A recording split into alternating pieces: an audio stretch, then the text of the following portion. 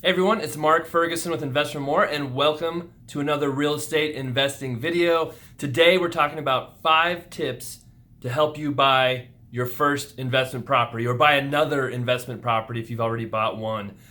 One of the toughest things about real estate is you save up all this money to buy your first property, and it's like, oh, all my money's gone. Now I've got to save up another couple years, 5 years, whatever it is.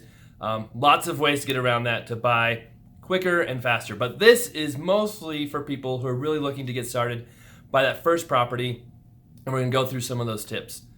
Number 1, save money. All right, we're in an industry with a ton of marketing, a ton of people selling get rich quick, wholesale real estate, flip houses. You don't need any money, you don't need any credit. It is true that you can get started in this business with no money, no credit. But it's not easy. It's very hard. The less money you have and the worse your credit is, the harder it is. So as soon as you can start saving money, the better off you'll be. No matter what you're doing, if it's real estate, investing in something else, saving money is a key to being successful no matter what you do. And here I'll show you something. I'm in my office, Blue Steel Real Estate. Right up there, that's my 98 Lotus Esprit twin turbo. Awesome car. I love that car. I also have a Lamborghini, an Aston Martin, a Porsche 928, some other ones. I didn't start out buying those right away. My daily driver was a 1991 Mustang 5.0 convertible for 8 years. Bought it in college and drove it until I was like 28. Paid cash for it, didn't have car payments. It was horrible in the snow. It had no heater. I still drove it. I had a very heavy coat on when I drove it in the winter. Now you can have fun with cars and doing stuff. I put a supercharger on it, did some other stuff. It was a really fun car. I love that car, but I didn't spend a ton of money on that car until I could afford, a car payment. My first car payment, I think, was a 2005 Infiniti G35X, and my car payment was like $200 a month. It wasn't very much. So you really have to focus on saving money, whether that's not buying a super expensive house to live in, whether it's not getting a giant car payment, whether it's budgeting every day money you spend. Whatever you're doing, you should try to be saving as much as possible and have systems in place to save. Don't just say to yourself, oh, I'm going to save. That's what I'm going to do. Because it doesn't work. You got to have, budget, systems, ideas, ways you're going to save that money. One great way is just, hey, when you get your paycheck, when you get money, automatically put 10%, 20%, whatever it is, away into a savings account and don't touch it. So that's tip number 1. Save money. It's not easy. A lot of people won't do it, but it's a key to successful real estate investing, to investing in anything.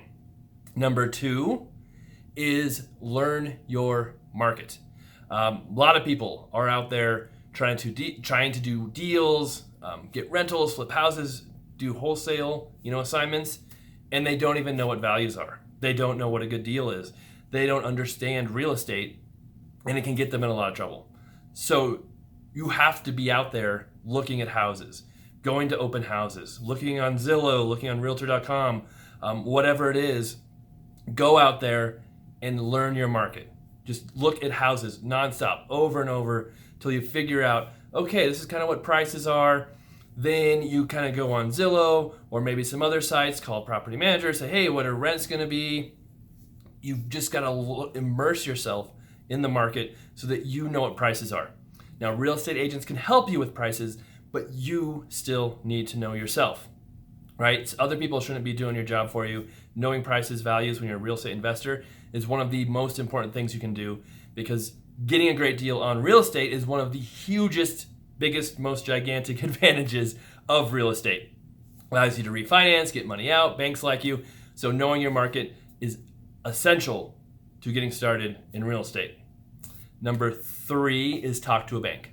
So a lot of people are scared to talk to a bank. They won't go to a bank. Oh, my credit sucks. I don't have job history. I know they won't give me a loan. I don't care. You still go talk to a bank. You know why? Because the bank can help you figure out the best path to go so that you can qualify for a loan. Even if you want to wholesale, even if you're planning to use private money or hard money to flip houses, whatever it is, you still want to be in a good enough financial position that a bank will give you loans. Don't discount banks, don't ignore them, because if you have good credit, if you have good debt to income ratios, if your financials are in good shape, it means your first, in a good shape financially, which is good. You want to be in good financial shape. And two, banks can become very useful, even if you don't want them right now. For my business, where we're doing 20 to 30 flips a year, we've got 20 rental properties, banks are a huge part of it, whether it's financing flips, my rentals, my personal house, helping with a business, whatever it is, banks can be a very important partner, and you need to start talking to them right away. Even if you know you have bad credit, they are a free resource that can help you build that credit, tell you what to do, help get you on that right path. And you're starting to build relationships already, and they might have connections to help you with contractors, agents, title companies. They might be able to help you. The more people you know in this business, the better. All right, number 4 is find a good agent. Yes, even if you're going to be a wholesaler, even if you don't want to use an agent, even if you want to go after for sale by owner, you need to be seeing houses, going to look at them, learning values, learning the business, and a really good real estate agent can help you do that. Now, it can be tricky if you're just starting out because, hey, what do you have to offer this agent? If you're not really going to buy a house right away, are you wasting your time? Are you lying to them? Be honest with them. Tell them exactly what you're trying to do, what you're looking for, and don't just be a freeloader. Buy them lunch, buy them dinner.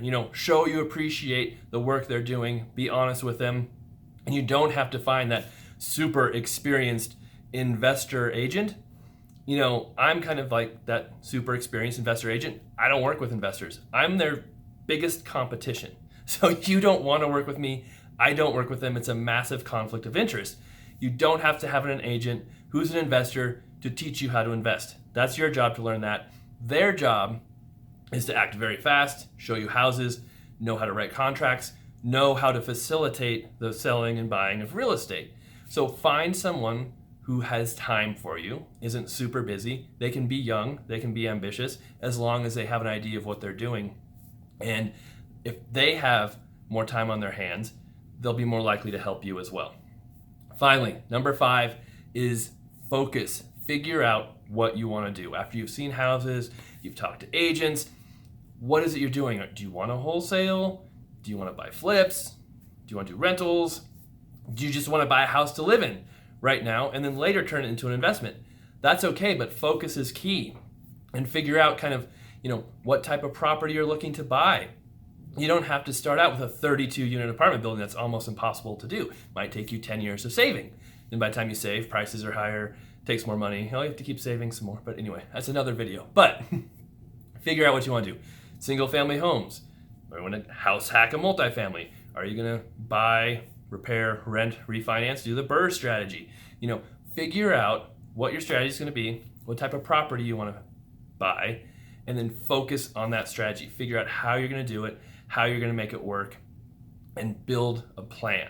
So once you've got all these things together, you learn your market, you talk to banks, you find an agent, you figure out kind of what your strategy is, and you have money. Hopefully you've been saving some money. It becomes much easier to actually invest, to get out there, to get started. And finally, kind of the bonus tip, I mentioned it a little bit earlier, don't be afraid to buy a house to live in. That huge, thing right now is don't buy a house. It's a liability. It's horrible. I could not disagree with that more, right? My personal houses have made me hundreds of thousands of dollars tax-free because if you live in a house for 2 out of 5 years as your personal residence, it's usually tax-free up to $250,000 for one person, $500,000 for a couple. And you can get a really good deal on a personal house. My second house I bought for $210,000, I think, is a foreclosure. We put maybe $10,000 of work into it. We didn't even change the carpet. It was a great deal. And we sold it for $343,000 a few years later to my friend, actually Justin, who works with me in the office. No commission, no fees.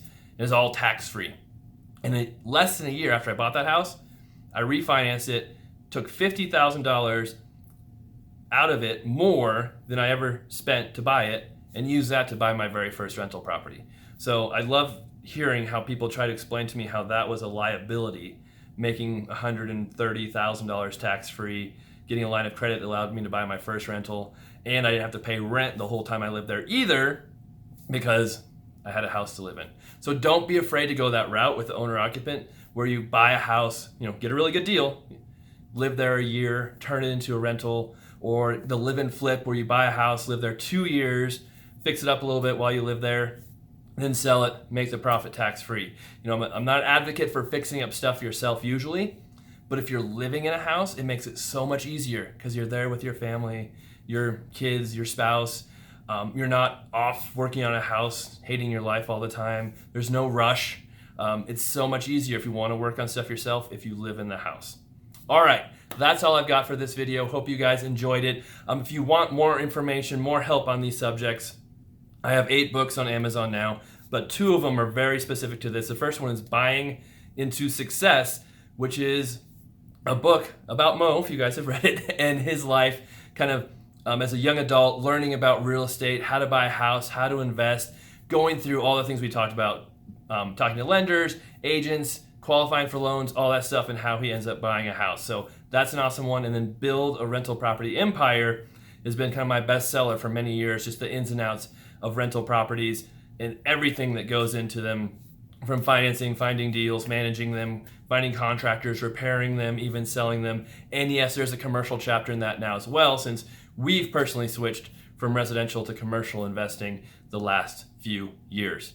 All right, thank you guys for watching. Hope you appreciate it. Please leave comments, questions below. We'll respond. Of course, we love the likes and all that good stuff. And the blog investformore.com has lots of great articles and information as well. All right, take care.